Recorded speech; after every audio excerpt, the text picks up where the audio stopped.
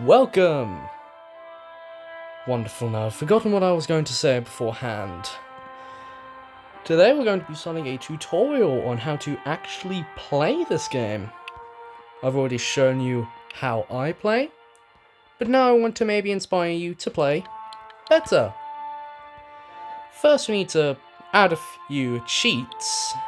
This is with all packs enabled.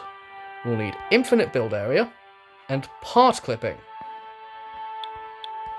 This is so we can create the best rockets we possibly can. We may not need these at first, but as we progress, it will become more and more necessary. We're going to start with a small suborbital rocket. You can use a capsule, a probe, or a capsule. I will use a capsule. You will need to add a parachute on the top of your capsule so that it can safely move down to the Earth after launching. You'll need to add a heat shield to protect yourself from burning up on re-entry.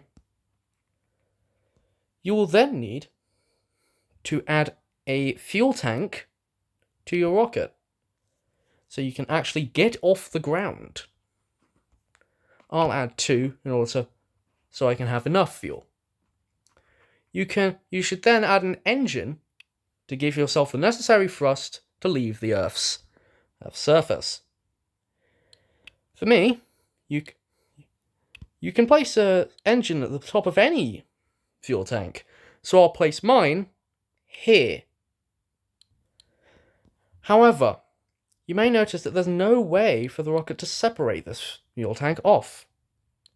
You will need a purpose-built separator. When this is activated, it will jettison the fuel tank, leaving just the capsule structure behind. You can add more if you wish, but this is what you'll need in order to get off the ground. Then we'll need to talk about the staging technique. There's 3 stages you'll need. First, you'll need to activate the engine itself. Then you'll need to activate the separator. Then you'll need to activate the parachute. You can also break away the heat shield if you deem it necessary, but I don't do this. Now, let's launch. See what we've created.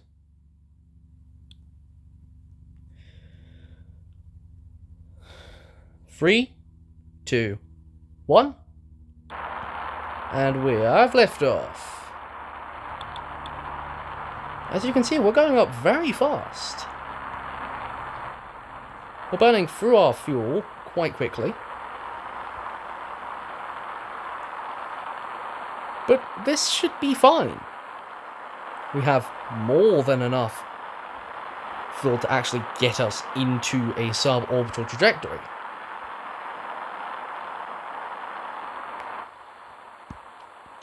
You may notice that you may experience heating while you ascend. This is normal. This is completely normal and there is nothing to worry about.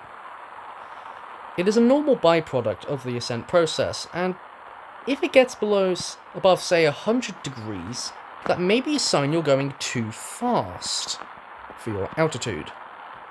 So please, make sure to keep your speed below below orbital velocity when you are below orbital speed. Wait, no, when you are below 20 kilometers. Now that we aren't experiencing any major heating, we can up our engine and perform the rest of the burn. I've just realized we could have actually been able to get into orbit. So let's go back 30 seconds.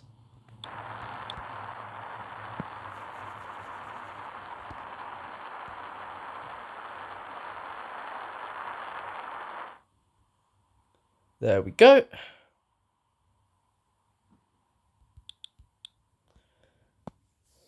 You used to be able to only time warp when you were above 30 kilometers. Now you can do so when above 25. I believe this is new to 1.6, and I consider it a happy little addition. We should be able to get into orbit with what we have. And we have orbit!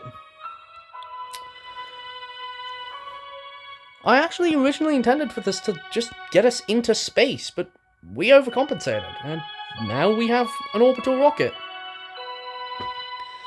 And people say you need 2 stages. That is definitely not the case. Could be in realistic mode. Well, is in realistic mode. But we have something. Anyway, I'm just going to go for a few orbits.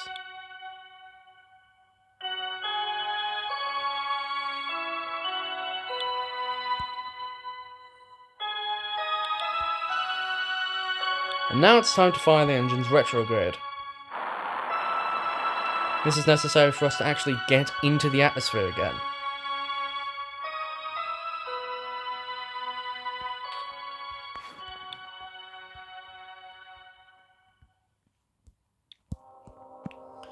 I've done this maneuver while separating to make sure the fuel tank is well away from our capsule when actually separating and re-entering the atmosphere.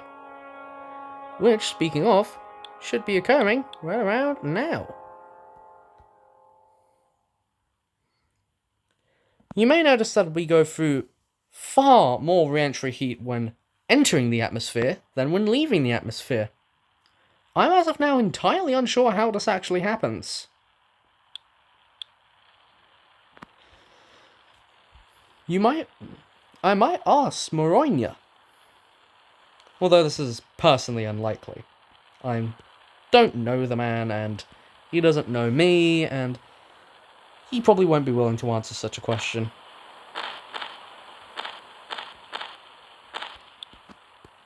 When you're re-entering, make sure to align your spacecraft retrograde with your direction.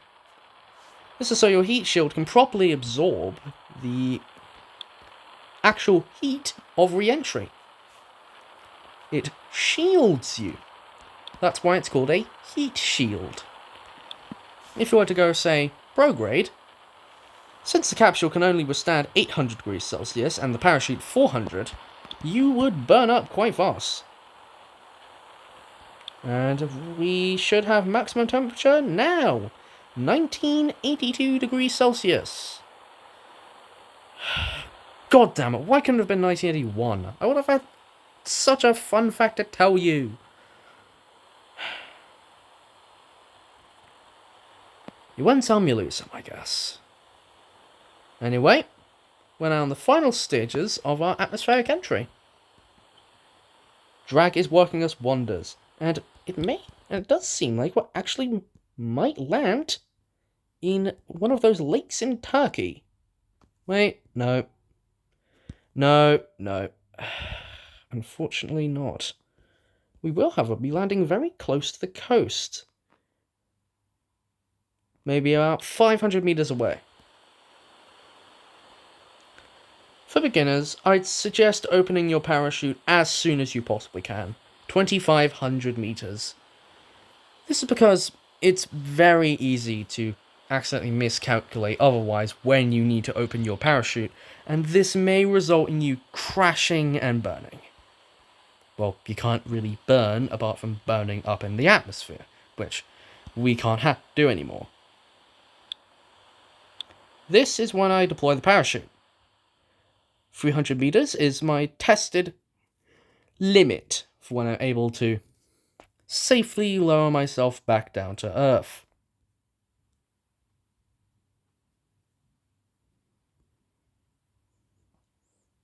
Although it is quite boring, which is why I don't do it higher. It does take a while.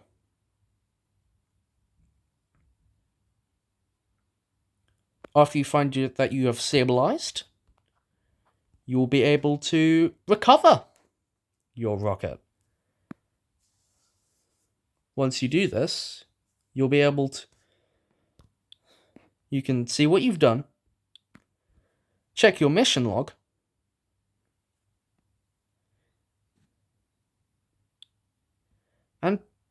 build a new rocket. So that's about it. I hope you enjoyed this tutorial on how to build an orbital rocket, and I'll see you next time.